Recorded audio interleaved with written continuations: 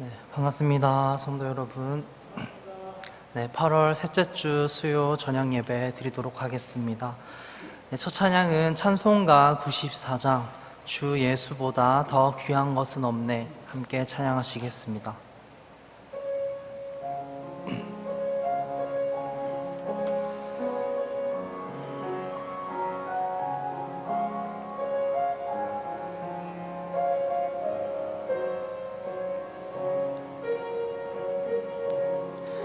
주 예수보다 더 귀한 것은 없네. 이 세상 부귀와 바꿀 수 없네. 영죽은 내 대신 돌아가신 그 놀라운 사랑 잊지 못해. 세상 즐거움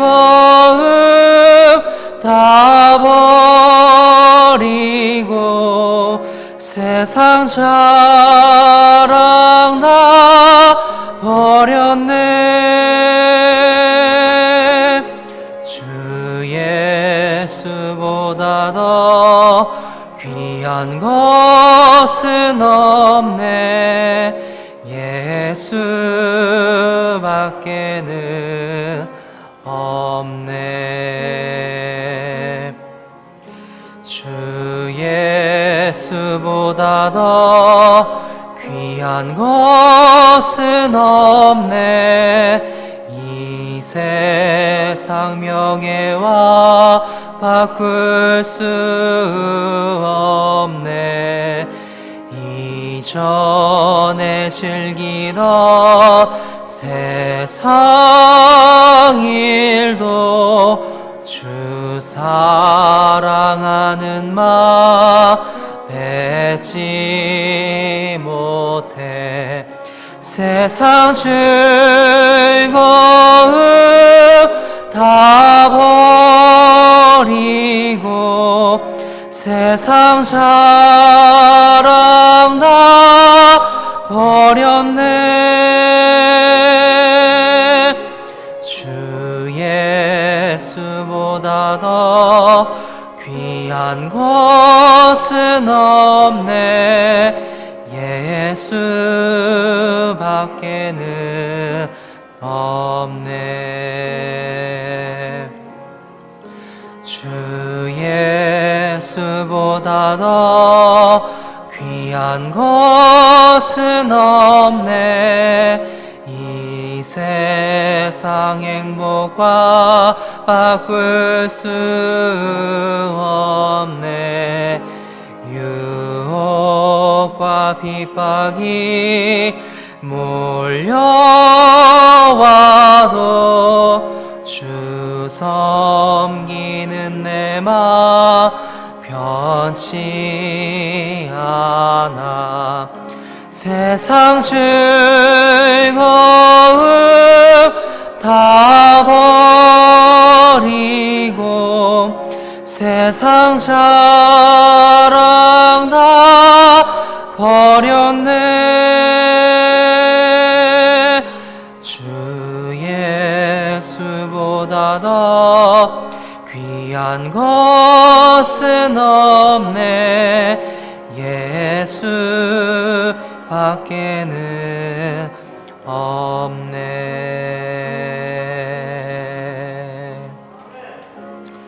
아멘. 다음 찬양은 찬송가 216장 성자의 귀한 몸, 함께 찬양하시겠습니다.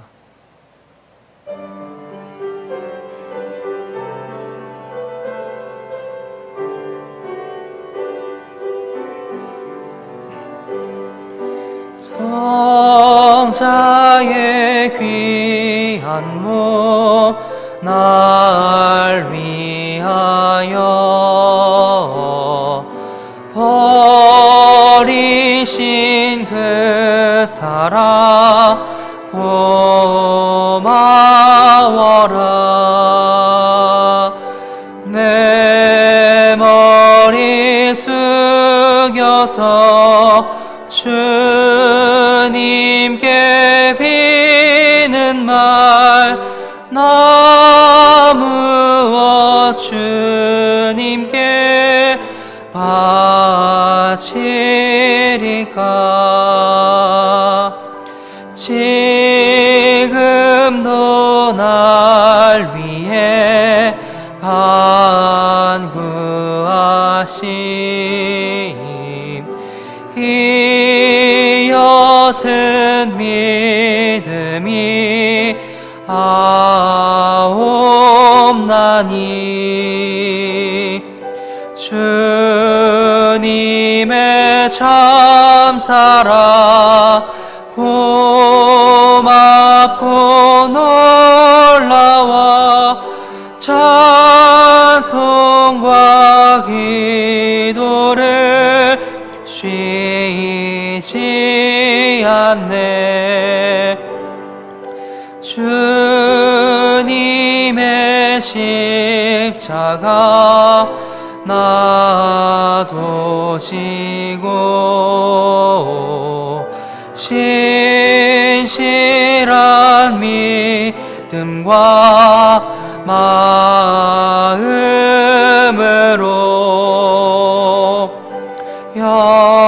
형제의 사랑과 친절한 위로를 네게 나 베풀게 하옵소서 만 가지 은혜를 받았으니 내 평생 슬프나 즐거우나 이 몸을 온전히 주님께 바쳐서 주님만 위하여 늘 살겠네. 아멘. 이 시간 예배를 위해서 정재학 집사님 나오셔서 기도하시겠습니다.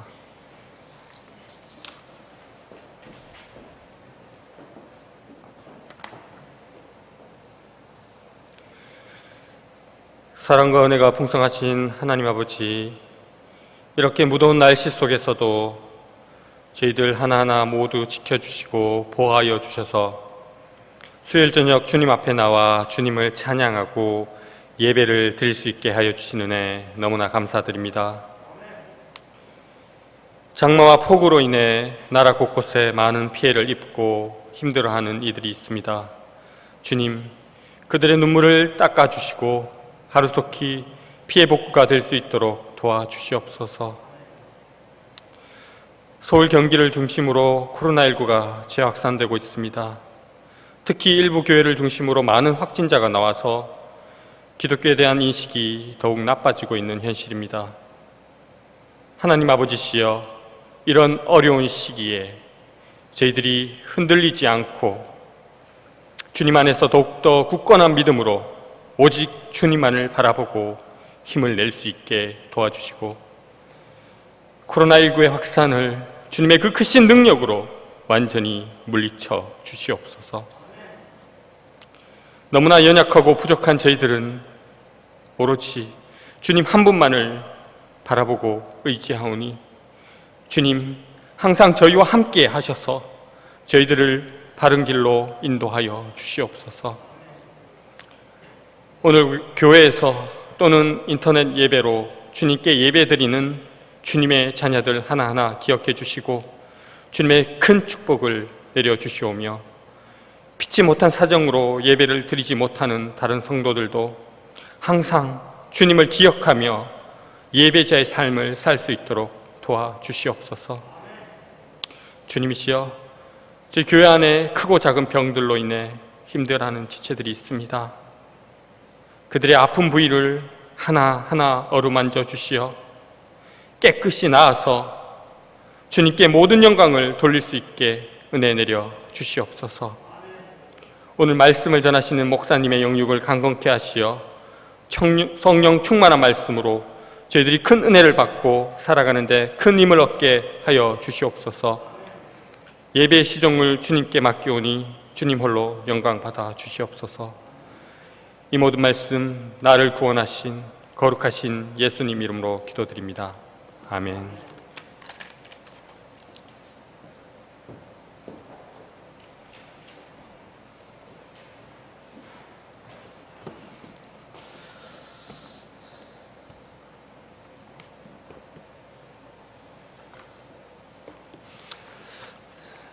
오늘 많이 더우시죠?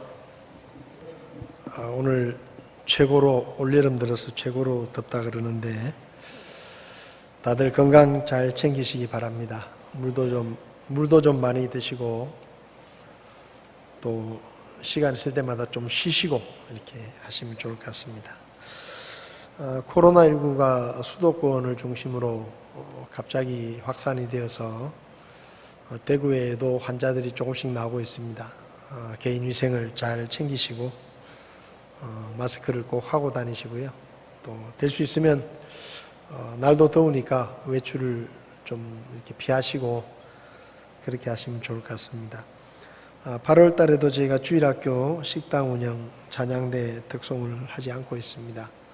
이번에 보니까 예배 끝나고 식사를 한 교회들도 찬양대를 하면서 마스크를 안 끼고 이렇게 한 교회들이 많이 환자들이 나오는데 개인 위생을 좀 잘 이렇게 지켜서 해주시면 좋겠고요. 또 예배 오지 못하시는 분들 위해서 온라인 예배를 저희들이 계속 하고 있습니다.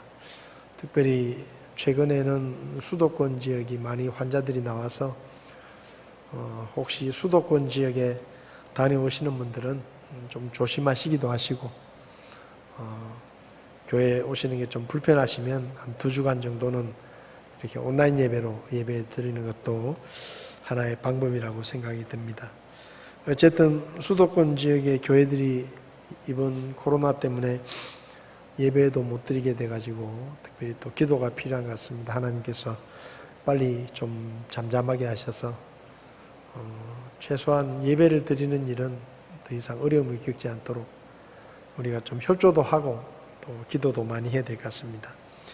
교회 안에 건강이 좋지 않은 분들 계속해서 기도해 주시면 좋겠습니다. 오늘 하나님의 말씀은 누가복음 20장에 있는 말씀을 같이 보시겠습니다. 누가복음 20장 20절부터 26절까지 말씀을 우리 한 목소리로 같이 읽었으면 좋겠습니다. 20절부터 26절입니다. 그들이 그분을 지켜보다가 총독의 권세와 권위에 그분을 넘겨주려고 스스로 의로운 사람으로 가장할 정탐꾼들을 보내어 그들이 그분의 말씀들을 책잡게 하니 그들이 그분께 물어 이르되 선생님이여 우리가 알기에 선생님은 바르게 말씀하시고 가르치시며 아무도 외모로 받아들이지 아니하시고 오직 하나님의 길을 참되게 가르치나이다.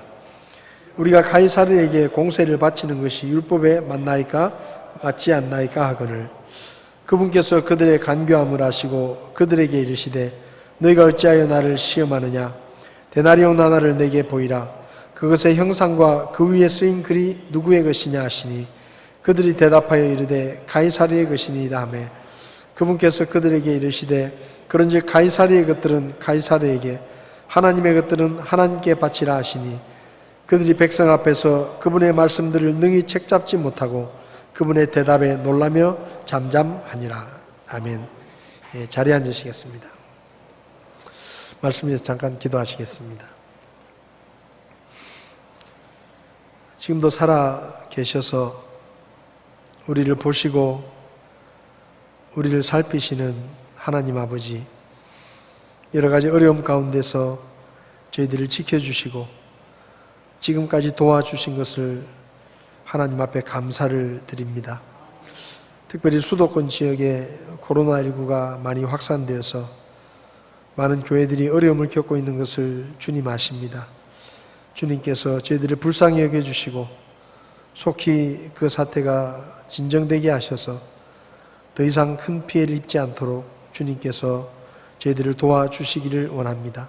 오늘 예배 중에 주의 말씀을 함께 나눌 때 우리에게 하나님의 지혜를 가르쳐 주시옵소서. 부족한 종을 주님께서 써주시기 원하며 예수님의 이름으로 기도했습니다. 아멘.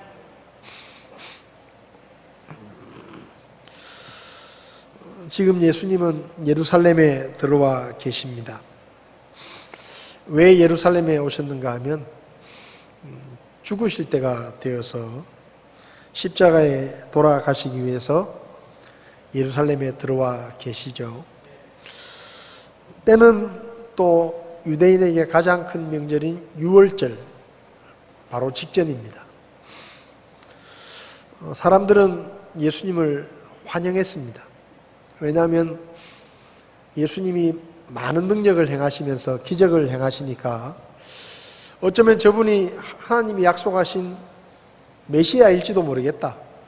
그리고 저분이 드디어 때가 되어서 이제 예루살렘에 와서 로마로부터 우리를 독립시키고 이 나라를 다시 솔로몬 때와 다윗 때처럼 영광스럽게 회복시키시는 새로운 왕이 되실 것이다. 그런 기대를 가지고 예수님을 맞이했죠. 그리고 예수님은 성전에 들어가셔서 성전에서 장사하는 사람들을 내쫓고 한마디로 말하면 수제사장들과 서기관들의 대목을 방해하셨습니다. 명절에 장사꾼들이 한몫 잡아야 자기들도 그 뒷돈을 받아가지고 주머니를 두둑하게 챙길 수 있는데 예수님이 나타나셔가지고 성전에 장사하는 사람들을 다 내쫓고 성전에 마치 주인처럼 앉아가지고 말씀을 가르치니까 눈에 가시처럼 보였겠죠. 그래서 예수님을 어떻게 좀 빨리 처리해야 다시 장사꾼들이 들어와서 장사를 하고 우리도 좀 수입을 챙길 텐데 그런 마음으로 예수님을 붙잡아 가려고 했지만 예수님이 계신 곳마다 항상 사람들이 많이 있어가지고 함부로 예수님을 잡아가지 못하는 거죠. 그래서 이제 작전을 바꾸어서 저 예수님이란 분을 붙잡아가는 게 힘드니까 저분을 공개적으로 망신을 주어가지고 더 이상 사람들이 저분을 따르지 못하도록 해야 되겠다. 그래서 첫 번째로 수제사장과 서기관들이 직접 때를 지어서 와가지고 당신이 도대체 무슨 권세로 누가 당신에게 이 성전에서 말씀을 가르치고 이 성전에서 마음대로 할 권위를 주었느냐 그렇게 질문을 했죠. 근데 예수님께서 침례 요한의 침례가 사람에게서 나온 것이냐 아니면 하늘로부터 온 것이냐 라고 정말 대답하기 곤란한 질문을 하셔서 수제사장과 서기관들이 망신을 당합니다. 뜻대로 안 된 것이죠. 그러니까 이제 이 수제사장과 서기관들이 괜히 자기들이 나서가지고 예수님 앞에 갔다가 사람들이 보는 앞에서 망신을 당해놓으니까 이번에는 자기들이 직접 나서지 않고 사람들을 몇 사람을 불러가지고 야 너희들이 가서 이번에는 예수님을 좀 망신을 줘라. 그래가지고 사람들을 보냅니다. 근데 그 사람들이 누군가 하면은 굉장히 의롭게 보이는 사람들이 아주 선량하게 보이고 또 백성들로부터 나름대로 선한 사람이라고 인정을 받는 사람들을 몇 사람 뽑아가지고 예수님에게 보냅니다. 그래가지고 그 사람들이 지금 여기 와가지고 이제 예수님에게 이제 시비를 또 거는 거죠. 예수님의 말꼬리를 책잡아가지고 예수님을 붙잡아가기 위해서 이 사람들이 와서 한 질문이 뭔가 하면요. 22절에 가이사르에게 세금을 바치는 것이 율법적으로 맞냐 틀리냐 이겁니다. 그러니까 우리는 유대인들인데 나라가 망하고 로마의 식민 통치를 받고 있는데 이 로마의 황제에게 우리가 세금을 바치는 것이 당신 생각에는 옳으냐 아니면 틀리냐라고 예수님께 묻는 겁니다. 여러분, 이게 참 돈 문제잖아요. 돈 문제. 사람들이 제일 예민한 게 돈 문제예요. 돈 문제. 돈 얘기를 하면 사람들이 귀가 번쩍 열립니다. 그러니까 사람들이 예수님의 말씀을 듣고 있다가 어떤 사람들이 몇 사람 와가지고 아주 선량하게 생긴 사람들이 예수님에게 묻는 거예요. 황제에게 세금을 바치는 것이 우리는 유대인인데 하나님의 백성인 우리가 황제에게 세금을 바치는 것이 율법에 맞습니까? 틀립니까? 당시 유대인들은 로마의 식민 통치를 받고 있었기 때문에 여러분, 식민 통치라는 게 정말로 괴로운 겁니다. 우리나라도 일제 36년 동안 식민 통치를 받았잖아요. 역사를, 기록들을 보면 그때 우리나라 조상들이, 어른들이 얼마나 힘들었는지 몰라요. 여기 연세 드신 분들은 아마 기억하실지도 모릅니다. 그 시대 때 얼마나 수모를 당하고 어려움을 겪고 나라를 뺏기고 외국인들의 식민 통치를 받는 게 그때요, 좋은 게 있으면 다 뺏어갔어요. 쌀, 금 이런 거 전부 다 뺏어가고, 저 충무에 가면 해저 터널이 있습니다. 지금 통영이죠. 그 해저 터널을 제가 한번 가본 적이 있는데 그 해저 터널의 용도가 뭔가 하면 쌀을 뺏어가지고 쌀을 배에다 실어가야 되는데 우리나라 국민들이 보는 앞에서 실어가면 반감이 심하니까 그 해저 터널로 조그마한 섬으로 옮겨가지고 사람들이 안 보이는 쪽에서 그걸 실어가지고 그 배에 실어서 일본으로 뺏어가기 위해서 만들었다 그러더라고요. 그러니까 그 바다 속에다가 터널을 뚫어가지고 하여튼 뺏어가는 일을 얼마나 잘하려고 그렇게 악착같이 했는지 우리도 그런 식민 통치를 받아봤기 때문에 유대인들이 지금 로마의 식민 통치를 받는데요. 식민지 백성들이 제일 힘든 게 뭔가 하면 세금을 많이 내는 거예요. 하여튼 오만 걸 다 시비를 걸어가지고 세금을 걷어가는 겁니다. 예를 들어서 땅이 없는 유대인들은 땅 주인에게 세를 내가지고 농사를 짓는데 그 농사를 지으면 적어도 기본적으로 40% 정도를 주인에게 세를 줘야 돼요. 그리고 좀 못된 주인을 만나면 50%까지 뺏깁니다. 그런데다가 성전에 들어갈 때는 성전에 입장료를 내야 돼요. 또 성전에 입장 세금을 내야 되고 또 성전에 들어가면 11조를 내야 되고 또 식민지 백성으로 로마에 내는 세금이 있었는데 14살부터 65세까지 남자들 그리고 12살부터 62세까지 모든 여자들은 1인당 한 데나리온씩을 머리수대로 세금을 내야 됩니다. 그 식구가 4명이면 4명 거를 내야 되는 거예요. 거기다가 모든 곡물의 10%를 세금으로 내고 로마 정부에 과일은 5%를 세금으로 냈습니다. 그리고 모든 수입의 1%를 또 따로 세금을 냈어요. 물품을 가지고 항구나 성문을 지나갈 때마다 통행세를 냅니다. 그러니까 이게 세금이 얼마나 많은지 몰라요. 그러니까 이 유대인들에게 세금이라는 이 이야기는 아주 그냥 촉각이 곤두서는 질문이에요. 근데 이 사람들이 와가지고 예수님에게 세금 얘기를 물어본 겁니다.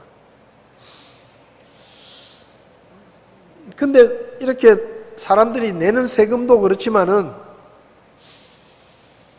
우리나라도 옛날에 식민 통치를 받을 때 친일파들이 동족들을 많이 괴롭혔잖아요.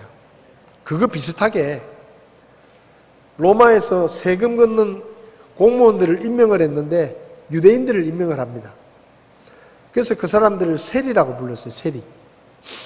근데 이 세리들이 자기들도 먹고 살기 힘드니까 그 로마 정부에서 세금을 걷으라고 하면, 예를 들면 로마 정부는 자기들이 정해준 세금만 수입이 들어오면 그 세금을 걷는 사람이 2배를 걷든지 3배를 걷든지 터치를 안 하는 거예요. 자기들한테 받을 것만 딱 갖다 주면 세금 걷는 사람이 자기 동족들한테 가가지고 2배로 걷어가지고 반을 챙기든지 3배를 걷든지 상관을 안 하는 겁니다. 그러니까 이 세금 공무원으로 임명을 받은 사람은 마치 완장을 차고 사람들을 괴롭히는 거예요. 왜? 기회는 이때다. 이때 내가 한몫 안 챙기면은 내가 덩신이다 말이야. 그러면서 이 세무 공무원들이 횡포를 저질렀는데, 기록을 보면요, 짐을 싣고 마차가 지나가고 있으면 이 세금 걷는 사람들이 마차를 세웁니다. 그리고는 바퀴 숫자만큼 세금을 내라 그래요. 그런데 이 세금은 무조건 내야 되는 거예요. 그리고 길 가던 사람들에게 짐을 가지고 길을 가고 있으면 불러 세워가지고 짐 풀어봐라. 그럼 그 짐을 풀잖아요. 그럼 그 짐 안에 물건이 귀한 게 있으면 그 물건에 대해서 또 세금을 매기는 거예요. 그리고 세금을 낼 수 없는 가난한 사람에게는 이 세리들이 돈을 빌려주는 거예요, 또. 너 돈 없어서 세금 못 내지? 그럼 내가 돈 빌려줄게. 그리고는 또 이자를 많이 받아. 그러니까 이 세무공무원이 고리대금업까지 하는 거예요. 그러니까 이 당시에 유대인들은 세리라고 이야기를 하면 치를 떨었습니다. 성경에도 보면 예수님이 세리하고 같이 앉아서 밥을 먹는다? 그러면요, 저 도둑놈 같은 놈들하고 예수님이 어울린다고 얼마나 욕을 했는지 몰라요. 그러니까 이 유대인들에게 세금 이야기는 가장 예민한 이야기입니다. 그런데 이 사람들이 와서 예수님에게 황제에게 세금을 내는 게 맞냐 틀리냐 묻는 거예요. 입장 곤란한 질문입니다, 이게. 왜냐하면 황제에게 세금을 내는 게 옳다라고 이야기를 하면, 안 그래도 유대인들이 세금 내는 것 때문에 막 너무 힘들어 죽겠는데 예수님이란 분이 사정도 모르고 로마 편 든다 이래가지고 욕을 먹는 거예요. 그리고 만약에 야, 황제에게 우리는 하나님의 백성이기 때문에 황제에게 세금을 바칠 필요가 없다 그렇게 얘기를 하면 로마 황제를 모욕한 반역죄로 잡혀가는 거예요. 그러니까 이렇게 대답을 해도 힘들고 저렇게 대답해도 곤란한 거예요. 그러니까 예수님에게 그런 곤란한 질문을 가지고 온 겁니다. 그때 예수님께서 그 사람들의 속을 뻔히 들여다보시고 23절을 보면 그분께서 그들의 간교함을 아시고 그 속에 왜 그 질문을 하는지를 뻔히 다 읽으시고 너희가 왜 나를 시험하느냐 하고 물으시죠. 그리고 동전 하나 가지고 와라. 데나리온 하나를 가지고 와라. 그래서 가지고 오니까 예수님이 물으십니다. 여기 이 동전에 새겨져 있는 이 얼굴이 누구 얼굴이냐? 그때 황제 얼굴을 동전에 새겨놨거든요. 황제입니다. 그러니까 예수님께서 하시는 말씀이 황제의 것은 황제에게 바치고 하나님의 것은 하나님께 바쳐라. 이렇게 대답을 하시죠. 아주 곤란한 질문인데 예수님께서 아주 지혜롭게 대답을 하셨습니다. 그러니까 뭐 더 이상 거기에 대해서 시비 걸 게 없는 거예요. 그래서 찍소리를 못하고 잠잠했다라고 26절에 기록하고 있습니다. 가이사르의 것은 가이사르에게, 하나님의 것은 하나님께 바치라. 이 말씀이 우리에게 주는 교훈은 무엇인가 하면, 첫 번째는 누구에게 세금을 바쳐야 되느냐 하는 겁니다. 누구에게 세금을 바쳐야 하느냐.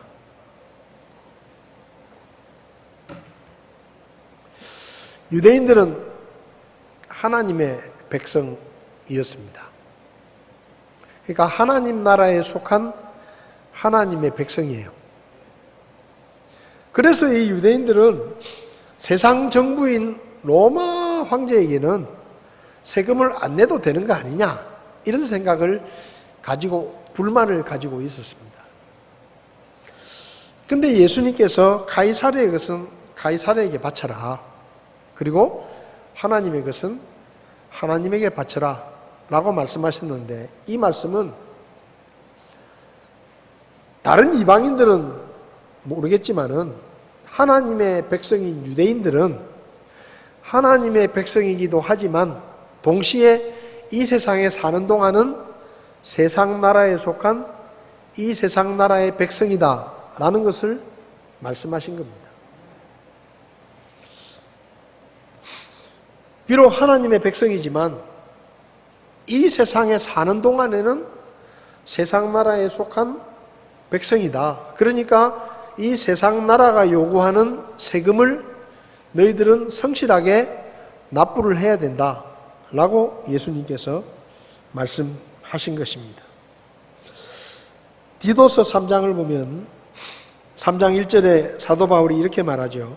그들이 명심하여 정사들과 군능들에게 복종하며 행정관들에게 순종하며 모든 선한 일을 하도록 준비하게 하며.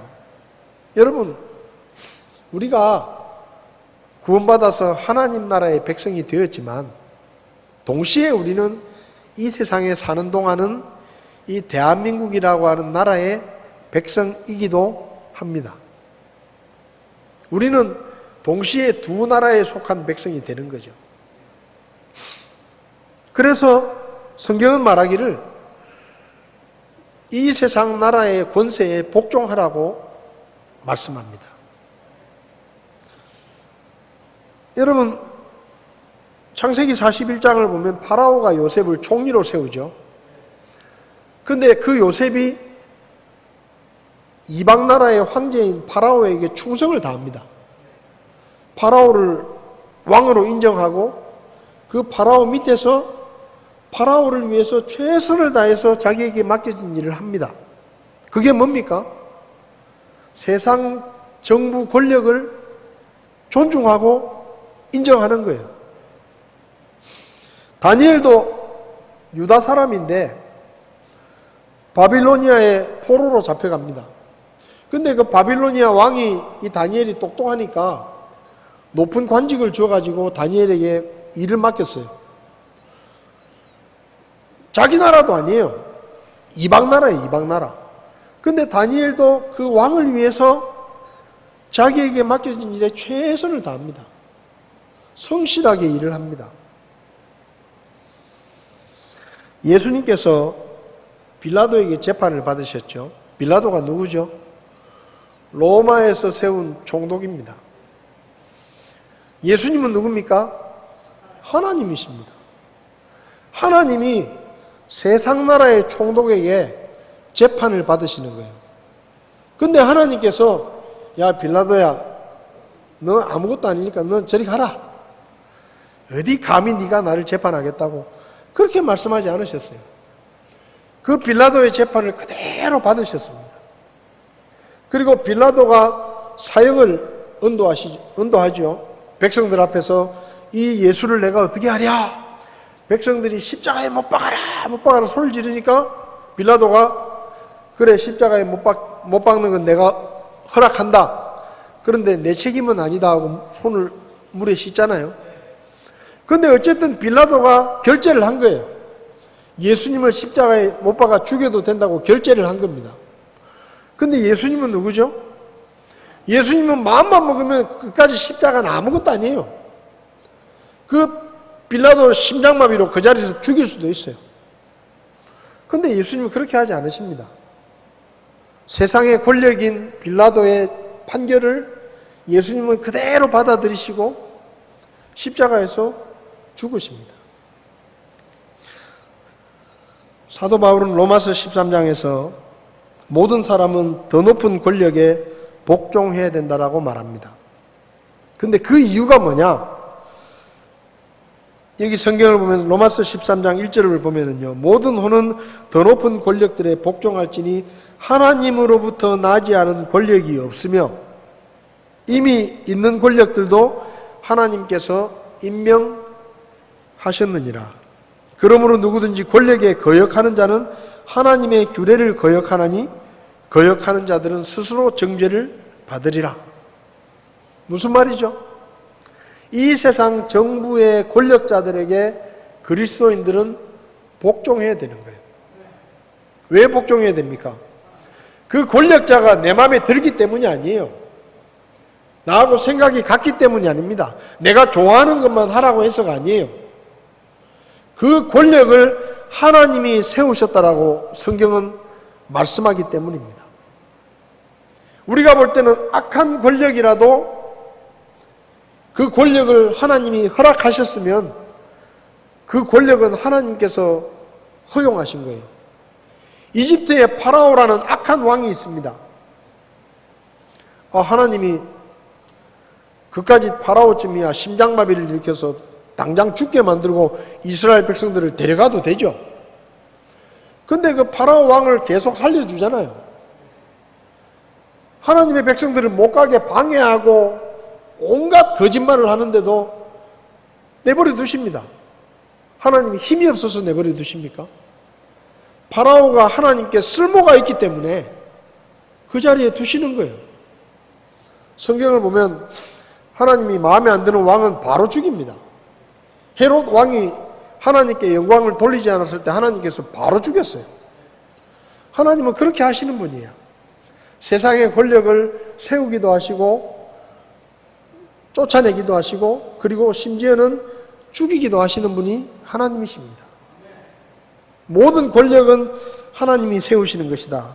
그래서 하나님께서 세우신 권력자들에게 그리스도인들은 이 땅에 사는 동안 세상 정부를 인정하고 세상 정부가 요구하는 국민의 의무를 성실하게 해야 됩니다. 정부에 순종하는 것이 그 정부를 세우신 하나님에게 순종하는 거예요. 물론 정부와 권력이 하나님의 뜻에 합당하지 않은 것을 요구할 때도 있습니다. 그때 우리는 반대를 할 수 있어요. 불복종을 할 수도 있어요. 근데 그때 우리가 명심해야 되는 게 뭔가 하면 우리가 하나님의 뜻에 합당치 않은 권력자들에게 불복종하고 반대할 수 있지만 그 반대하고 불복종하는 것 때문에 불이익을 당하는 것을 감수해야 된다는 겁니다. 예를 들면 내가 독재 정부에 맞서서 대항하다가 감옥에 갈 수 있어요. 근데 내가 하나님의 뜻에 맞지 않는 정부에 반항했을 때 내가 감옥에 가게 되면 그걸 불평하면 안 돼요. 왜? 나는 세상 권력보다 하나님의 뜻을 따랐잖아요. 그러면 세상 권력이 주는 불이익과 잘못된 형벌은 내가 기꺼이 감당해야 되는 겁니다. 왜냐하면 하나님께서 그 정부도 세운 거잖아요. 그러니까 우리가 정부에 반대할 수도 있고 불복종할 수도 있지만 그거는 믿음으로 해야 돼. 믿음으로. 그리고 그 믿음 때문에 불이익을 당하는 것은 불평하면 안 돼요. 내가 믿음을 선택해가지고 내가 불이익을 당하는, 여러분 사도 바울이 감옥에 갇혔다고 해서 불평한 적이 있습니까? 로마 황제를 욕한 적이 있습니까? 없습니다. 사도 바울은 열심히 복음을 전했어요. 근데 동네마다 그 도시의 관리들이 사도 바울을 감옥에 가뒀어요. 근데 사도 바울이 이렇게 말 안 합니다. 야, 나는 옳은 일을 했는데 니들이 왜 나를 가두냐, 이 나쁜 놈들아. 그렇게 말 안 했어요. 나는 옳은 일을 했다 이거예요. 그러면 그 옳은 일을 한 것 때문에 내가 불이익을 당할 때는 그거는 내가 감수를 해야 되는 겁니다. 왜냐하면 하나님이 허락하신 권력에 내가 맞섰잖아요. 그건 내 믿음이지만 그 결과에 대한 대가는 내가 감당할 마음을 가지고 믿음을 선택해야지. 내가 믿음을 선택했는데 왜 나를 핍박하고 왜 나를 비난하냐? 그렇게 말하면 안 돼요. 왜? 나도 하나님의 뜻에 따라 한 거지만 세상 권력도 하나님이 세우신 거예요. 그걸 우리가 인정해야 되는 겁니다. 여러분, 다니엘이 믿음을 지켰잖아요. 근데 결과가 뭐죠? 사자굴 속에 던져졌잖아요. 근데 사자굴 속에 던져지면서 야, 이 나쁜 왕아, 네가 어떻게 그럴 수 있냐? 내가 하나님에 대해서 순종했는데 네가 뭔데 나를 사자굴에 던져놓느냐? 한마디도 그런 말 안 했습니다. 나는 내 믿음이니까 믿음을 선택했다. 너는 네가 할 일을 해라. 왜? 이 나라의 권세는 너한테 주어진 거니까 너는 네가 할 일을 하면 된다 이거예요. 그때 하나님께서 다니엘을 사자굴에서 건지셨잖아요. 그러니까 우리가 예수 믿는 사람들이 하나님의 뜻에 맞지 않는 정부의 반대도 하고 막 불복종도 하면서 편하게 지내려고 하면 안 돼요. 대가를 치르려고 해야 돼요. 예수님께서 빌라도가 사형을 선고했을 때 한마디도 항의하지 않으셨습니다. 그냥 이 세상 권력이 주는 결과를 받아들이신 거예요. 오늘날 어떤 이들은 정부의 권력에 대해서 반대합니다. 반대할 수 있어요. 아니, 항의도 할 수 있어요. 근데 반대하고 항의한 것 때문에 자기들에게 어떤 불이익이 돌아올 때는 그걸 감수해야 되는 거예요. 그것도 안 당하면서 자기들이 반대만 하고 그러면 안 되는 거예요. 그거는. 내가 믿음으로 하나님의 뜻에 합당한 일을 하겠다 하면 거기에 대한 손해와 불이익을 감수하고 믿음으로 사는 거예요. 사도 바울이 그랬잖아요. 그래서 가이사르에게 세금을 바치는 일이 정당한 요구면은 당연히 바쳐야 된다는 거예요. 세금, 백성으로서 세금을 바쳐야 된다는 겁니다. 그래서 가이사르의 것은 가이사르에게 바치고, 그러니까 이 세상 나라의 백성으로서는 이 세상 정부의 세금을 내고, 하나님의 백성으로서는 하나님께 마땅히 드려야 될 것을 드려라 하고 지금 예수님이 말씀하시는 겁니다. 근데 두 번째가 더 중요한데요. 두 번째로 예수님은 이 말씀을 통해서 우리가 어떻게 세금을 내고 어떻게 헌금을 해야 되는지를 가르치셨습니다. 여기 22절을 보면 이 사람들이 와서 우리가 가이사르에게 공세를 바치는 것이 율법에 맞습니까? 틀립니까? 그렇게 묻잖아요. 근데 여기 이 사람들이 바친다라고 쓴 말은 그리스어로 두나이라는 말을 씁니다. 두나이. 그러니까 바친다라는 뜻을 가진 단어가 많이 있는데, 몇 개 있는데 그 중에 두나이라는 단어를 썼다 이 말이에요. 이 사람들이 물어볼 때는. 근데 예수님께서 이 사람들에게 가이사르의 것은 가이사르에게 바치고 하나님의 것은 하나님께 바치라고 이야기할 때는 이 두나이라는 단어를 쓰신 게 아니에요. 다른 단어를 쓰셨어요. 아포도테라는 단어를 쓰셨습니다. 근데 이 두나이라는 단어와 아포도테라고 하는 이 그리스어는 똑같은 의미인데 누군가에게 무엇을 준다라는 의미가 있는데 근데 그 자세한 의미를 살펴보면 조금 달라요. 이 두나이라는 단어는 주로 어떤 뜻으로 쓰였는가 하면 주인이 일한 노동자에게 임금을 준다.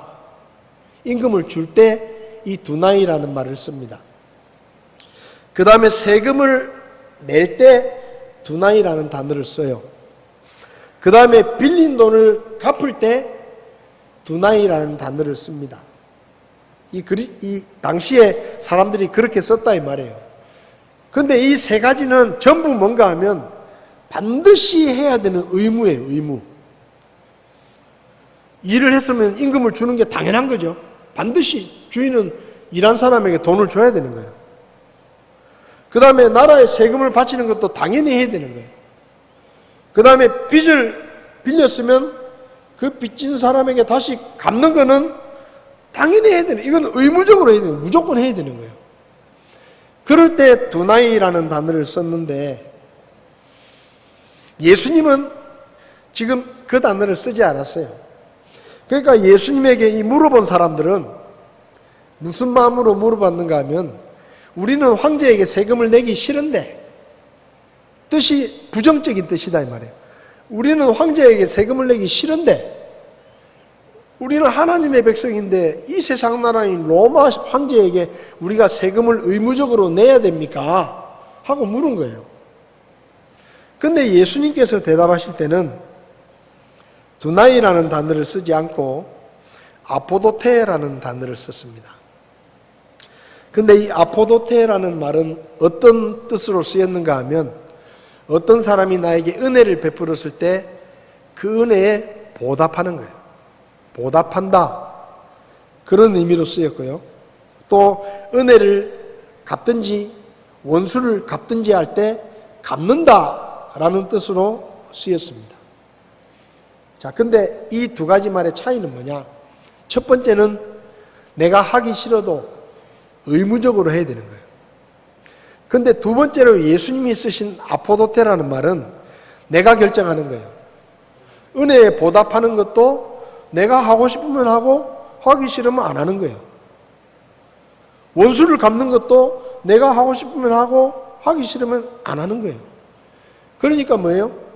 내가 누군가에게 뭔가를 주는데 두나이라는 말은 나는 하기 싫어도 억지로 해야 되는 거고 아포도테는 내가 스스로 결정해서 내가 자원하는 마음으로 해야 된다는 거예요. 그런 뜻입니다. 그러면 예수님께서 왜 두나이라는 단어 대신에 아포도테라는 단어를 썼느냐? 너희들이 황제에게 세금을 바칠 때 내기 싫은데 억지로 의무적으로 세금을 내지 말고 국가가 베풀어주는 혜택에 보답하는 마음으로 세금을 내라. 하나님께 헌금을 드릴 때도 하나님이 베풀어 주신 은혜에 감사하고 보답하는 마음으로 하나님 앞에 헌금을 드려라. 그런 뜻으로 이 아포도테라는 단어를 쓴 겁니다. 고린도후서 9장 8절을 보면 헌금을 할 때 9장 7절에 이렇게 말했죠. 저마다 자기 마음속에 정한 대로 낼 것이요 마지못해 하거나 억지로 하지 마라. 하나님은 즐거이 내는 자를 사랑하신다. 여러분, 헌금은 내가 하고 싶은 대로 하는 거예요. 하기 싫은데 억지로 하나님께서 내 돈을 빼앗아 가는 게 아니에요. 우리가 하나님 앞에 그분이 베풀어 주신 은혜에 보답하는 마음으로 감사하는 마음으로 내가 스스로 결정해서 하나님 앞에 드리는 거예요. 그게 헌금입니다. 우리가 11조를 드릴 때도 그런 마음으로 드려야 되는 거예요. 하나님이 베풀어 주신 건 더 많은데 내가 하나님 앞에 11조를 드립니다. 그래서 여러분 우리가 11조를 드리든지 10의 2조를 드리든지는 내가 결정하는 거예요. 그러니까 헌금은 억지로 의무적으로 내는 게 아니라 하나님이 베푸신 은혜에 감사하는 마음으로 헌금을 하나님께 드리는 겁니다. 그래서 내가 결정하는, 여기 보면 저마다 자기 마음속에 정한 대로 내라 그랬어요. 내가 즐거운 마음으로 드릴 수 있는 만큼 헌금을 하는 거예요. 괜히 눈치 보면서 누구는 얼마 했으니까 나는 좀 더 해야지. 그런 게 아니다 이 말이에요. 내가 하고 싶은 만큼. 그래서 헌금을 할 때 하나님께 적선하는 것처럼 내면 안 됩니다. 하나님께 선심 쓰는 것처럼 내면 안 돼요. 아이, 내가 내준다. 우리 교회 형편이 어려우니까 내가 헌금해 준다. 그거요 제일 유치한 거예요. 그거는 신앙적으로 진짜 어린아이예요. 하나님이 우리에게 베풀어 주신 은혜에 감사하는 마음으로 헌금을 하는 거예요. 근데 예수님께서 세금도 그런 마음으로 내라고 지금 말씀하십니다. 여러분, 우리가 솔직하게 이야기를 하면요, 우리가 내는 세금보다 우리가 국가로부터 받는 혜택이 훨씬 더 많습니다. 여러분 그거 아세요? 국가가 없다고 생각해 보세요. 국가가 없다고 생각해 보세요. 세금도 안 내고 국가도 없다.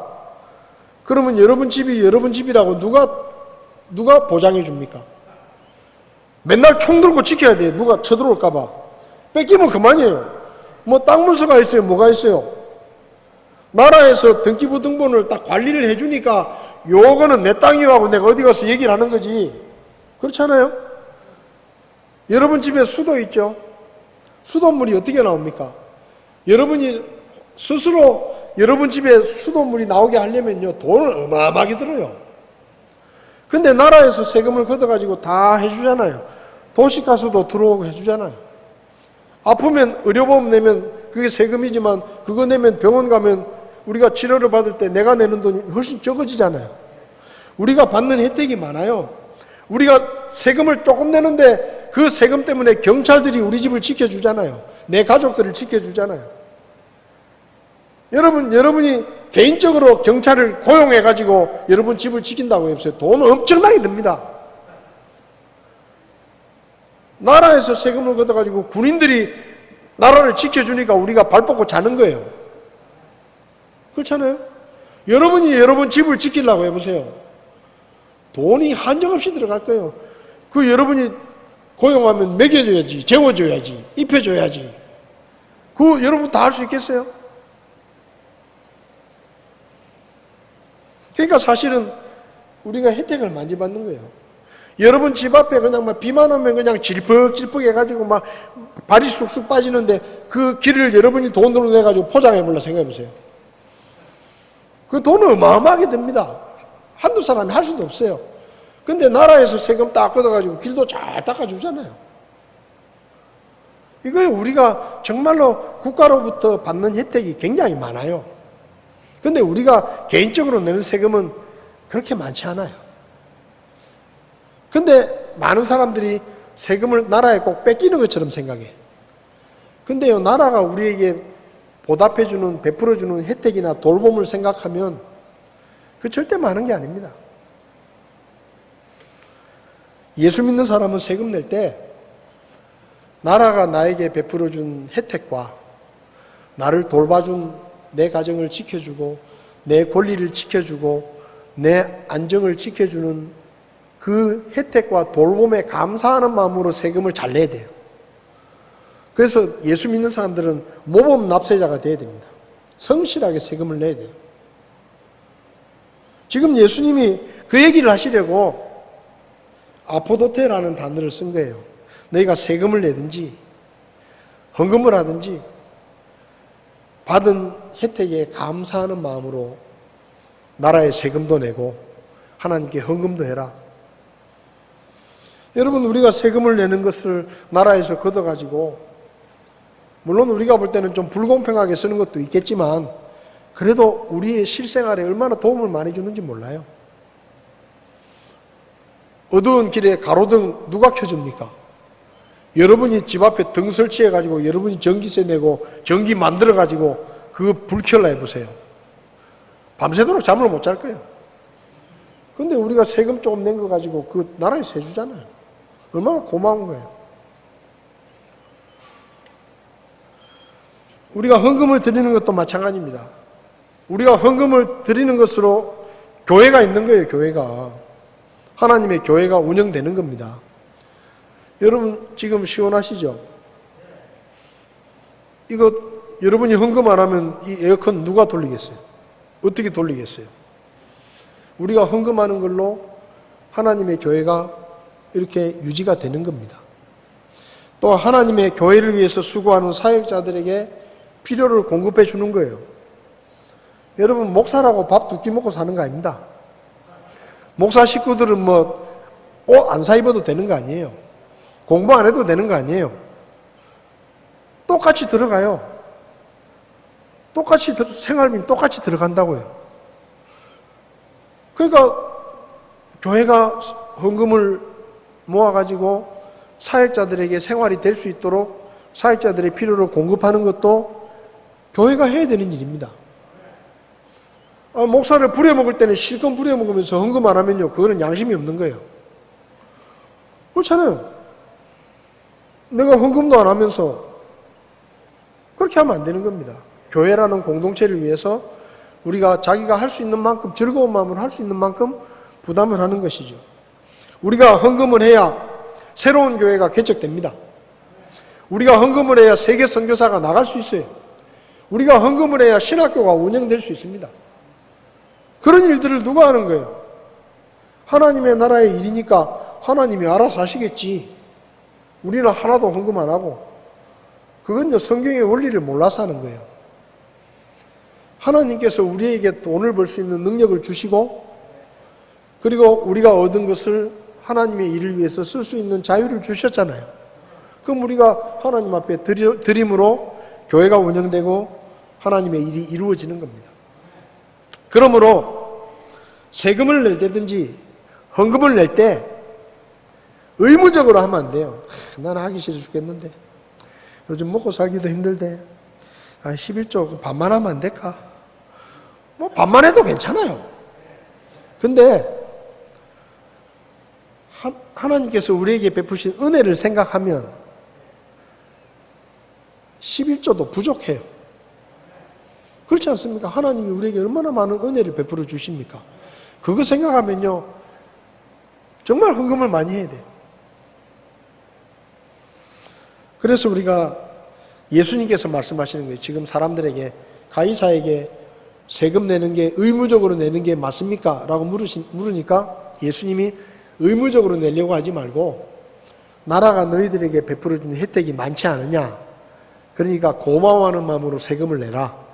그리고 하나님 앞에 헌금할 때도 하나님이 베풀어 주신 은혜에 감사하는 마음으로, 즐거운 마음으로, 기꺼이 자원하는 마음으로 하나님 앞에 헌금을 내라 하고 지금 예수님이 말씀하시는 겁니다. 여러분, 코로나 시대에 경제가 어렵습니다.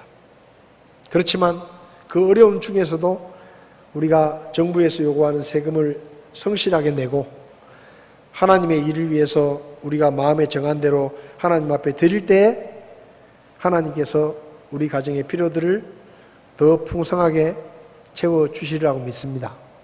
그러니까 아포도테의 마음으로 하나님 앞에 드리는 저와 여러분들이 될 수 있기를 바랍니다. 기도하겠습니다.